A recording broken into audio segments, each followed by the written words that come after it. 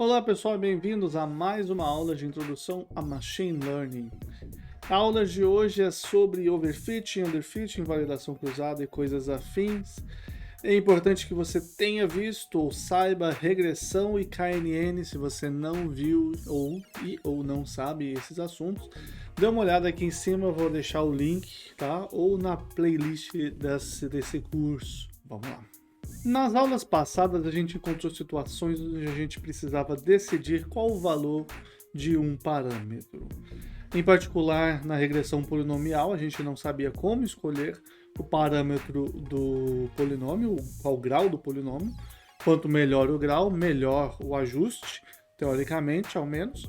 E no KNN, a gente tem o valor de K para decidir. Inclusive na regressão outros valores além do valor de K, mas na classificação, que é o mais interessante, a gente não sabe quantos escolher. A gente tem algumas situações que, no caso de KNN, eram óbvias. Se você usa K igual a 1, você está olhando somente para o imediato. Se você usa K muito grande, você está ignorando o imediato, olhando para todo mundo, todo o tempo. Essas situações têm nome, tá no título, mas enfim. E a gente vai ver como fazer para escolher esses parâmetros e outros parâmetros que vão aparecer. Então, essa aula é bastante importante, porque é uma coisa que você tem que fazer essencialmente sempre nos modelos de Machine Learning, no treinamento. Inclusive, é a primeira vez que a gente vai definir o que é o treinamento é nessa aula. Então, aqui a gente vai considerar um exemplo de física.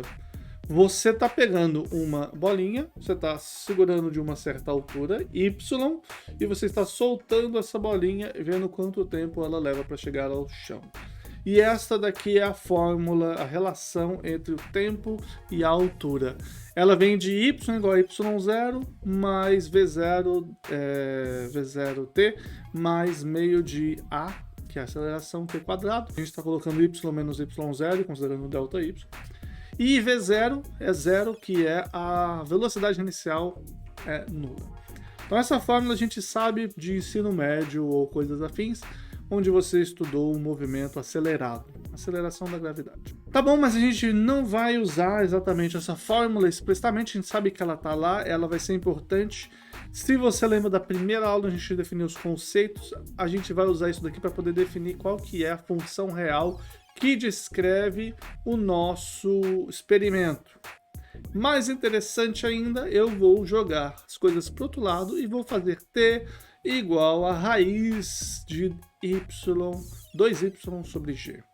Então, na verdade, eu não vou ter uma coisa quadrática, que seria mais ou menos óbvio, eu vou ter uma raiz que é menos óbvia e mais interessante por causa disso.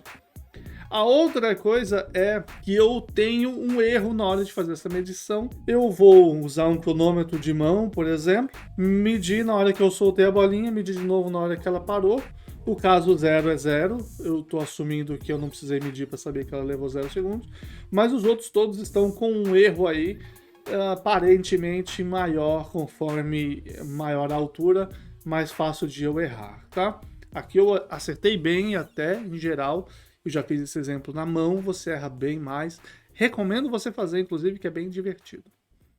Ok? Então, estamos com esses dados aqui. Aqui, esta reta, que é uma reta preta, é o valor real, é a função f que a gente não sabe. Ela vai aparecer aqui para a gente saber que ela está aí. Então, o que acontece se eu aproximar esse cara por um polinômio? Polinômio de grau 1, ele passa aqui. Obviamente, todos esses polinômios vão ser levemente ruins, mas, enfim, o polinômio de grau 1 passa assim, polinômio de grau 2, ele é um pouquinho melhor, de grau 3, 4, 5, 6, 7, 8, 9, 10, 11, 12, 13, enfim, 14 e assim por diante.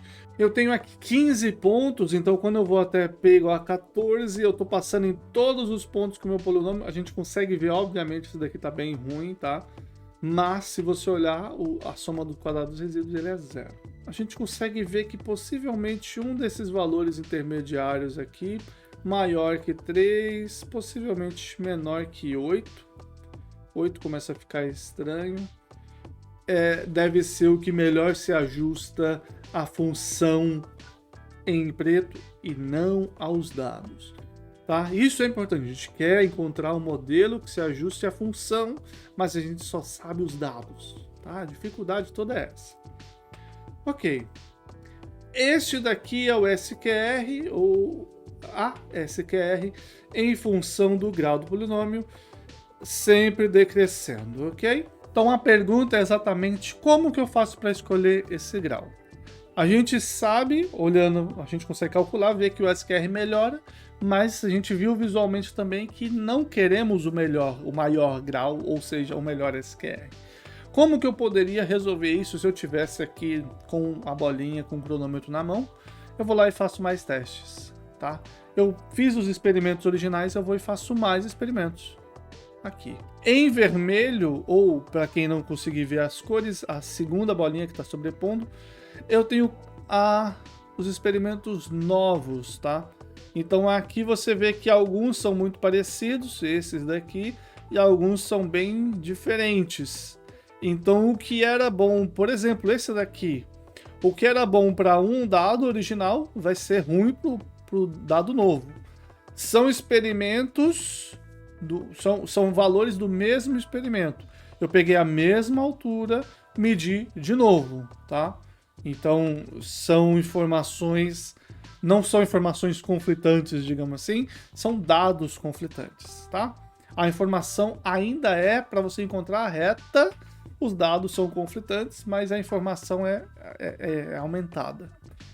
E aqui de novo, passando esse polinômio, certo? Você vê, principalmente nesses graus maiores, por exemplo, esse grau 13 aqui, eu passei muito bem em cima desse ponto, o mais apagado, mas o ponto novo ficou bem pior. Então o que acontece com a soma dos quadrados dos resíduos nos pontos novos? Aqui eles vão melhorando, certo? Aqui ele deu uma pioradinha, melhorou bastante para o grau 6, e aí a partir daí ele só piorou. Porque quanto mais você forçou os pontos, você forçou o seu modelo a passar nos pontos antigos, mais os pontos novos foram prejudicados. Isso que a gente fez, a gente conseguiu perceber que, olha, o grau 6 foi adequado, tá? Então o grau 6, pelo menos para esse caso, pareceu ser legal. Isso que eu fiz eu posso fazer de novo. Então aqui embaixo eu vou repetir. Eu tô aqui usando 10 seeds, são sementes, porque eu tô fazendo testes aleatórios, a gente usa semente aleatória. Então eu peguei e fiz 10 vezes esse experimento. Tá bem difícil de visualizar, a cor ficou muito transparente, mas existe aqui várias retas do soma de quadrados e resíduos para experimentos específicos, tá? Então fui lá, fiz um experimento, medi todas as alturas, fiz com todos os polinômios, eu tenho aqui uma soma de quadrados e resíduos. Repeti, outra soma de quadrados e resíduos. Repeti, outra soma de quadrados e resíduos. Faço 10 vezes, essa curva que aparece aqui é a média desses caras novos. Então veja, eu estou fazendo o meu polinômio nos pontos nos pontos que eu tinha e estou vendo como é que ele está sendo para esses valores aqui novos. Com 10 pontos, com 10 repetições, faço mais 10 experimentos, faço mais 10 experimentos, mais 10 experimentos e assim por diante. Aqui com 100 experimentos. Você pode ver que aqui no começo, obviamente melhora, sair do grau 1 para o grau 2. Do grau 2 para o grau 3, vários experimentos ficam variando, às vezes é bom, às vezes não. E você tem uma variância muito grande dentro desse experimento aqui. Eu fiz para ter uma variância razoavelmente grande aqui mesmo, era esse o objetivo, senão não tinha graça. Mas você pode ver que ele tem uma média, que a média foi melhorando, se aproximando. A gente tem um valor que parece ser adequado aqui perto do 5, ok? Então a gente consegue descobrir repetindo o experimento, fiz aqui repetir 100 vezes esse experimento, que o 5 é um valor bom, ok? Inclusive é assim que a gente pode fazer para verificar o que é um modelo interessante. Não vou fazer o experimento uma vez, faço ele 100 vezes. Legal. Infelizmente, na prática, eu não posso fazer o experimento 100 vezes. Muitas vezes a gente não está tratando com experimento, a gente está tratando com dados que existem, que não são exatamente de experimento. Por exemplo, da previsão de se eu vou dar ou não um empréstimo para alguém, para achar um modelo para dar empréstimo para pessoa ou não. Eu tenho meus clientes, mas eu não vou falar assim, opa, vamos pegar um cliente novo aí, eu pego um cliente que existe e vamos ver se eu vou dar o... Não faz sentido isso, certo? Eu tenho métricas para ver se o cliente paga ou não, para decidir se é uma boa ou não dar um empréstimo para ele, e aconteceu aquilo, tá no meu banco de dados. Aqui eu consegui repetir esse experimento, na vida real eu não vou. E mesmo que eu possa, às vezes é caro demais repetir esse experimento, então eu quero tirar uma conclusão a partir dos dados que eu tenha, pelo menos para me motivar a fazer novos experimentos que sejam mais específicos, ok? Então, em vez de fazer isso, a gente vai fazer o que se chama de validação cruzada. E a validação cruzada é, eu vou usar o mesmo conjunto, ou o único conjunto que eu tenho, para tanto encontrar o modelo, ou encontrar os parâmetros do meu modelo, quanto verificar se está bom. Então aqui, uma nomenclatura, o parâmetro do modelo, no caso, por exemplo, do modelo polinomial, são aqueles valores de beta, beta 0, beta 1, beta 2, até beta p. No caso de KNN, os parâmetros é o K. Ou se eu tiver os pesos do KNN, eu tenho qual é o valor do peso alfa, que tipo de peso escolher, isso tudo são parâmetros que eu estou avaliando. Do ponto de vista original, que a gente fez na primeira aula, você tem avaliação de modelos diferentes, não necessariamente de família de modelos. Não faz tanta diferença. O importante é que existe um conjunto de dados que eu utilizo para calcular minha métrica de erro e decidir, ou pelo menos avaliar, famílias diferentes para ver o que eu estou tendo nesse conjunto. E aí eu olho outro conjunto só para validar, ou pelo menos para ver se faz sentido ou não. Então, aqui a gente precisa, na regressão principalmente, a gente precisa do conjunto para achar os betas, a gente vai chamar isso de treino, ou para treinar o modelo, e o outro conjunto para validar, para ver qual que faz sentido. Ok? Então tem uma leve confusão entre o que é um modelo, o que é uma família de modelos. Aqui, toda vez que a gente falar de treino, a gente está falando que você tem uma família de modelos que depende de um parâmetro tipo beta. Você treina para encontrar esse beta, e aí você valida no outro conjunto, tá? Então, existem algumas maneiras de fazer validação cruzada. A mais básica, a mais simples, é a separação entre treino e teste, também chamado de Train Test Split, ou Holdout. Train Test Split é como está no Scikit-learn, Holdout é um nome mesmo que você tem para isso. E a ideia é muito simples, você simplesmente finge que o conjunto que você tem, você pega aquele conjunto, separa ele em dois, finge que uma parte dele é o seu treino, é o que você tinha originalmente, que você vai usar para treinar o seu modelo, e o resto é de um segundo experimento que você está vendo se funciona de verdade ou não, que você está validando o seu modelo. Simples assim. Então eu tenho 15 pontos originalmente, certo? Aqui você consegue ver, eu tenho esses pontos mais claros, são os pontos que eu estou usando para treinar. Então eu tenho 15 pontos originalmente, e aí eu vou separar eles. Aqui eu tenho esse split pair, que é a porcentagem da separação. No caso, 50% desses pontos eu vou usar para treinar, e o resto eu uso para validar. Não faz mais sentido eu fazer até grau 15, porque eu só tenho 7 pontos, eu acredito, 7 ou 8 pontos. Então, se eu aumentar demais o meu grau, ele não vai mais mudar nada, porque não tem mais ponto. Então, eu estou fazendo só até grau 6. E você consegue ver aqui, olha, fazendo com essa separação, eu fiz a separação usando esses pontos clarinhos para treino. Eu tenho erro no treino aqui para esses 6 graus. E usando os pontos vermelhos para teste, eu tenho essa função de erro aqui. E nesse caso, o melhor foi o polinômio p igual a 3, tá? O split seed aqui é a minha semente da separação. Isso é uma separação aleatória. Então, se eu escolher aleatoriamente dessa maneira, se eu escolher aleatoriamente de outra maneira, ele vai me dar outro resultado. Isso é importante. Então aqui eu escolhi esse primeiro ponto para treinar. Antes ele não estava no conjunto original, no anterior, ele estava no teste. Agora ele foi escolhido para treinar. Dessa maneira, escolhendo ele para treinar, o que deu melhor foi o P igual a 1. Depois ele só foi piorando. Outra maneira de escolher me deu P igual a 3. Essa é a solução perfeita para esse caso. Outra maneira tem outro valor. E eu posso sempre também separar, colocar mais ou menos pontos. Com 75% do conjunto para treinar, eu tenho menos pontos para validar. Então é mais fácil de eu validar errado. Só que com menos pontos para treinar, é mais difícil de achar um modelo que seja decente. Note que eu estou com 1, 2, 3, 4 pontos só. Então aqui no final é P igual a 0. Tem uma chance muito forte de eu estar fazendo um overfitting nesses caras.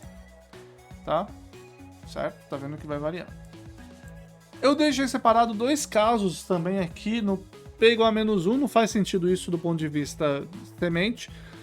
Mas aqui pra gente eu queria mostrar esses dois casos. O que acontece se eu não fizer aleatório e eu escolher os 8 primeiros como treino e os últimos 7 como teste? Eu vou escolher esses caras aqui. A função que eu escolher passar aqui, ela vai ficar viciadíssima nesses pontos. Nesse caso ele falou, vou passar essa reta aqui, o mais próximo desses 8 pontos, e ignora completamente esses últimos. Importante, últimos, porque estão em ordem. Ele ignora muito. E ele faz uma porcaria, tá? Mesma maneira, se eu escolher os últimos pontos para poder treinar e deixar os primeiros, faz uma porcaria. Porque você tem muitos pontos juntos que ele está usando para treinar e muitos pontos juntos longe dos pontos originais que ele está usando para validar. São essencialmente dois conjuntos, são dois problemas distintos. O conjunto de treino não é uma representação real do problema de verdade original, que vai de 0 a 2. Tá? Então é importante que você pegue alguma coisa aleatória. Então, quais são os problemas? Deixa aqui mais por baixo. Quais são os problemas desse tipo de validação? O conjunto original, nesse caso, tinha 15 pontos. Quando eu fiz separação, treino e teste, eu agora tenho muito menos pontos para treinar, então eu tenho uma variação muito maior. Eu mexi a semente ali, você viu que às vezes dá P igual a 3, P igual a 1, P igual a 4. É muito mais difícil de eu acertar. A variância é muito grande nesse caso, então isso é ruim. Uma coisa boa, no entanto, é que ele é barato. Você faz uma separação, você treinou e acabou. E a gente vai ver barato em relação ao quê? A segunda maneira de fazer a validação é a validação deixando um de fora, ou o Leave One Out Validation. Eu até agora não sei por que não chamaram de validação resta 1, que parece um nome muito adequado. A validação resta 1, ela é uma validação que eu espero que faça bastante sentido.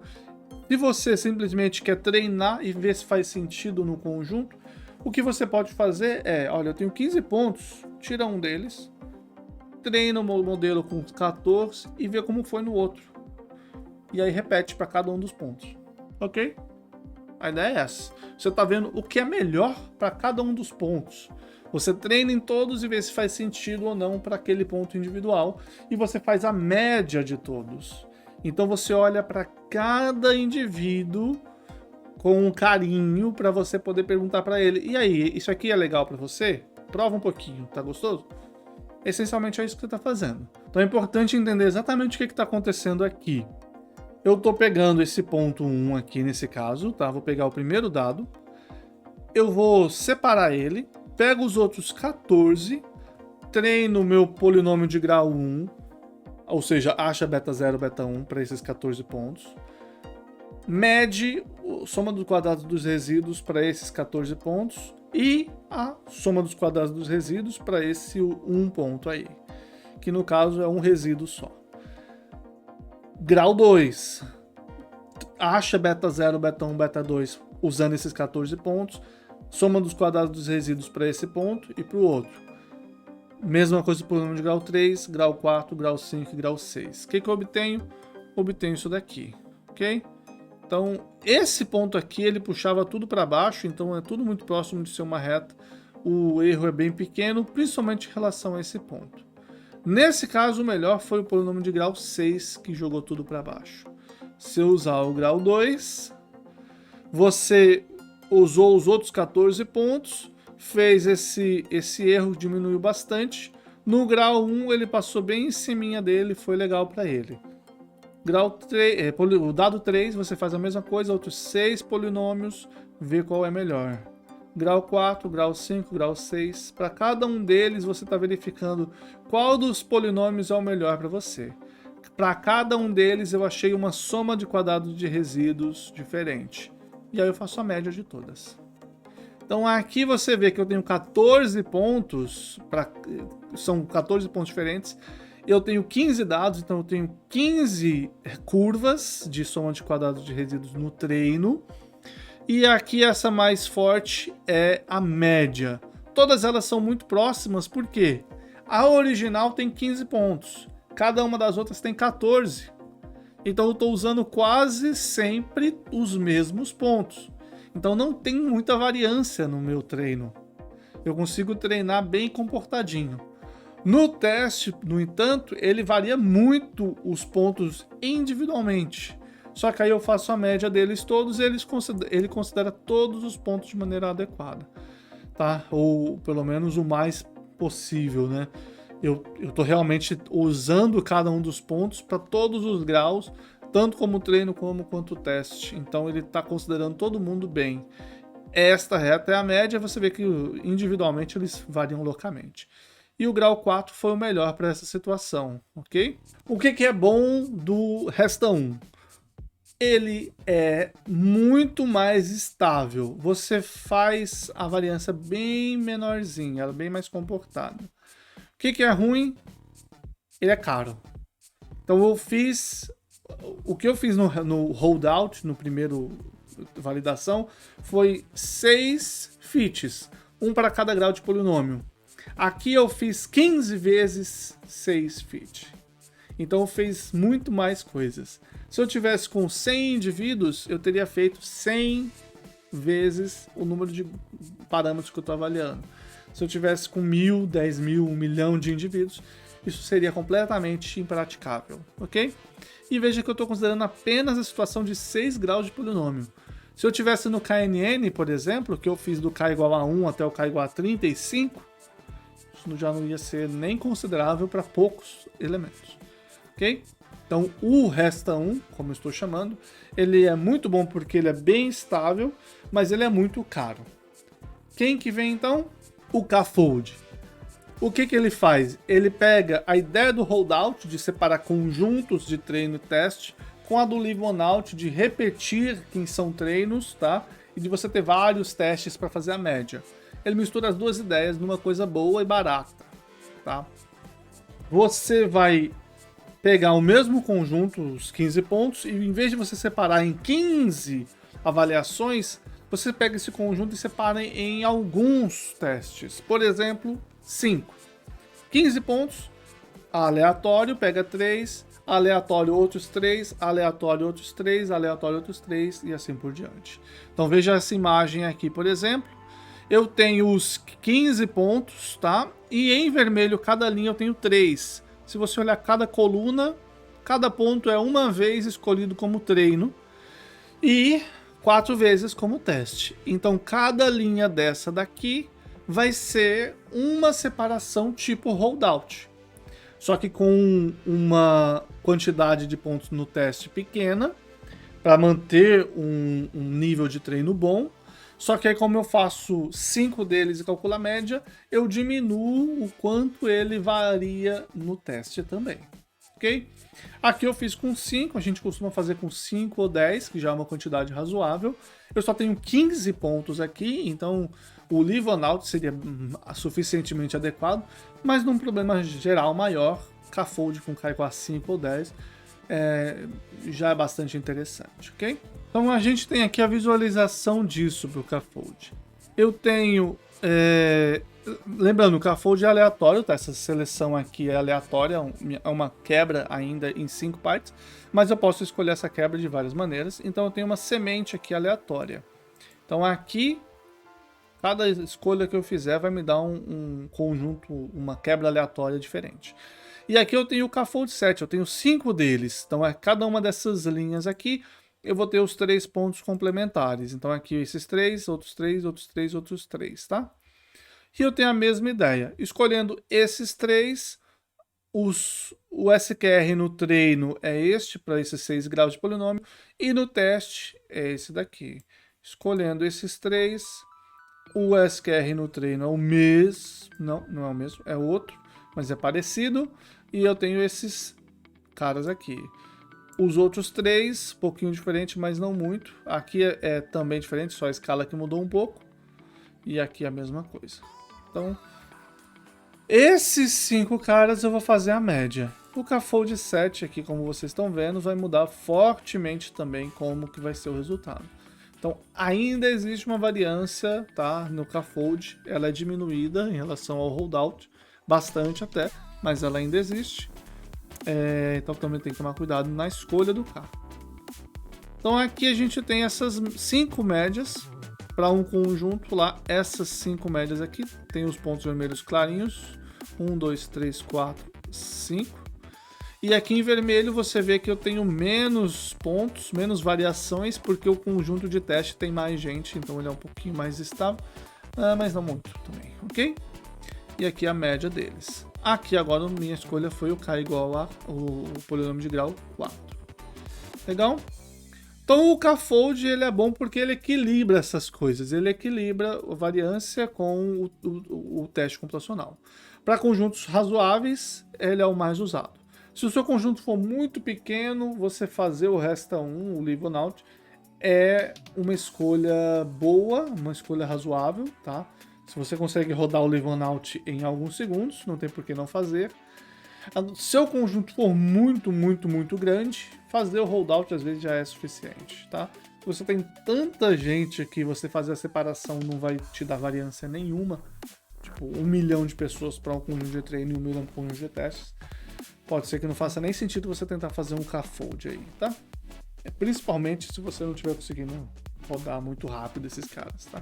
Você leva algumas horas para rodar um modelo, para treinar um modelo.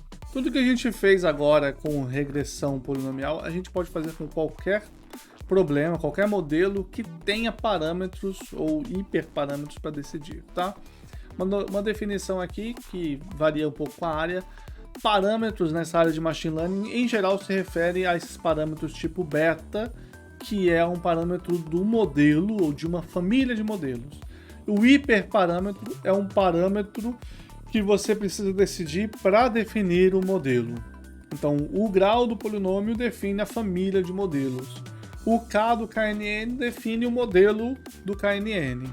Veja que o KNN ele não tem parâmetros dentro dele. A partir do momento que você sabe que o K é 3, não importa onde você estiver, ele vai olhar os 3 pontos mais próximos. Então ele não tem um parâmetro aí para treinar, ok? A gente vai ver outros modelos em breve que tem mais parâmetros e hiperparâmetros também. Em geral, hiperparâmetros aparecem bastante em todos os modelos, principalmente quando implementados de maneira mais genérica. Você tem muito hiperparâmetro. O overfitting e underfitting, que são termos que a gente tem mais ou menos não definido até agora, mas são mais ou menos claros para regressão, talvez. Para deixar mais claro o que eles significam, eles têm a ver com complexidade do modelo e a satisfabilidade da métrica. Então, o overfitting é quando você olha para o treino demais, ou para o conjunto de dados que você tem, mesmo que não seja o treino, você olha para ele demais e esquece que por baixo tem um modelo e que você está ignorando o erro. Então, no caso que a gente tinha originalmente, você tem 15 pontos que representam aquela função raiz. Eu posso criar um polinômio de grau 14 que passa nos 15 pontos. Isso é um overfitting. Eu estou exagerando. Eu não estou descrevendo o problema original, eu estou descrevendo os dados. Tá? Isso é o overfitting. Você só se importa com o treino ou com os dados do modelo, do problema. Underfitting é mais ou menos o contrário, mais ou menos. Você não está olhando nem para o treino direito. Então é como você pegar aquele conjunto de dados que obviamente não é uma reta e você fala, vou passar uma reta aqui. Okay? No caso de passar uma reta, ainda você tem interpretabilidade para poder falar de tendência, mas enfim, ignora essa parte.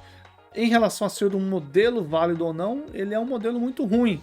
Ele não está explicando nem os dados que você está vendo ali, quanto mais o modelo por baixo, tá? Então você tem que fazer um equilíbrio entre overfitting e underfitting aí.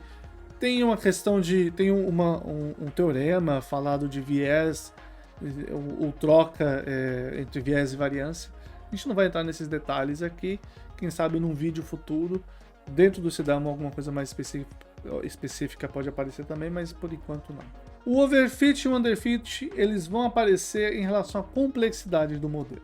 Se o seu modelo não for muito complexo, tá? Complexidade não quer dizer quão difícil, tipo, é uma função que tem log de exponencial. A gente está falando de explicabilidade, de quantos parâmetros estão sendo usados, ou de quanta informação ele está usando para poder te dar resposta. Se o seu modelo for muito pouco complexo, ele não vai explicar direito, então ele vai dar um underfit, e se ele for muito complexo, ele vai focar demais nos dados e vai dar overfitting. Então, no exemplo de KNN, a gente vai ver agora sobre o overfitting e underfitting deles, tá? Aqui eu tenho o meu conjunto de dados original e aqui eu tenho o KNN para um vizinho. Este cara aqui é o conjunto todo, não está separado em treino e teste. Quando K é 1, eu estou treinando exatamente na fronteira do que está aparecendo aqui. Então, obviamente, eu vou estar fazendo um overfitting. Porque se eu colocar um ponto novo aqui, ele vai cair nessa fronteira e algumas situações que são tipo esse ponto azul aqui, por exemplo.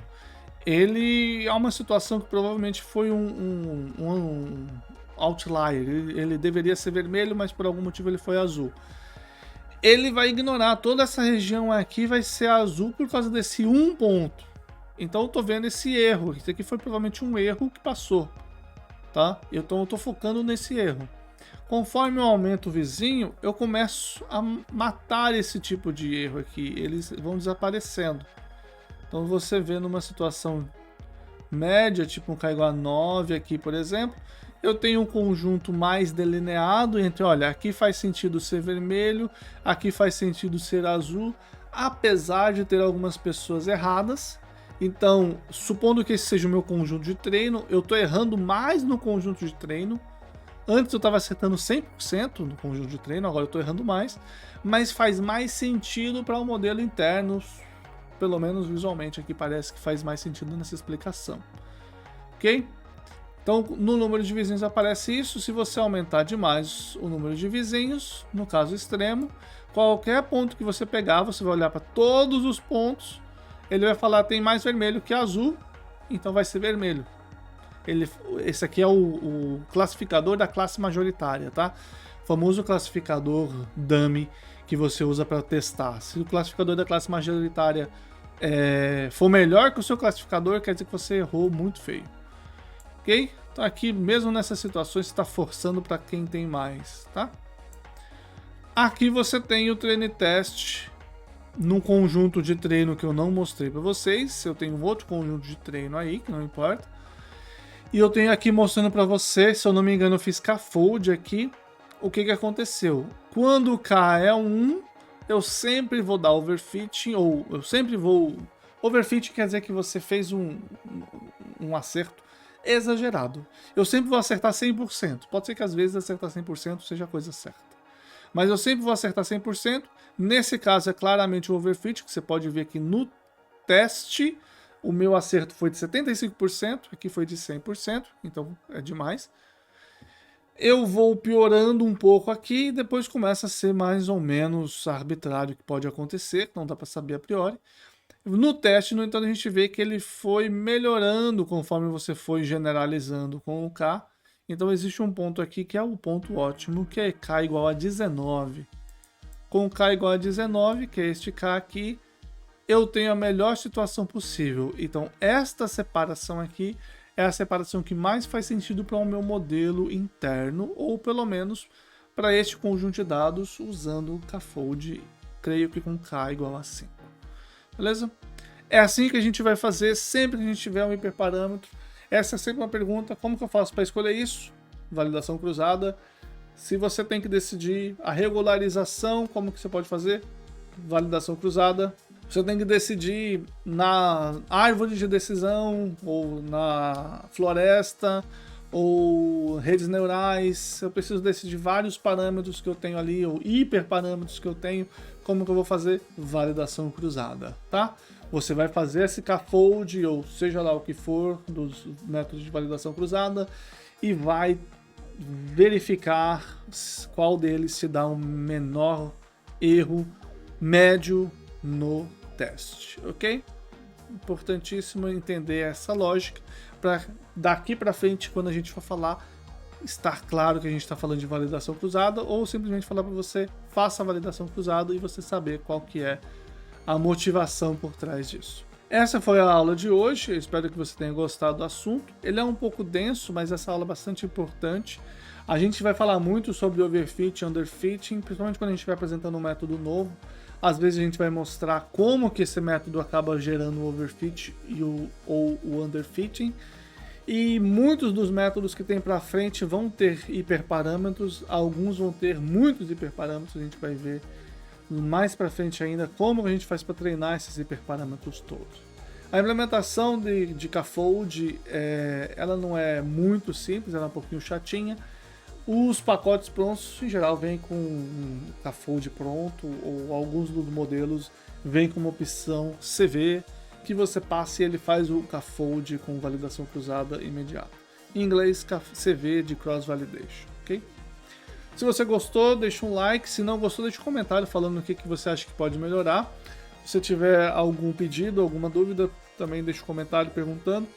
Se inscreve no canal, aperta o sininho e compartilha esse vídeo para me ajudar bastante. A gente se vê na próxima.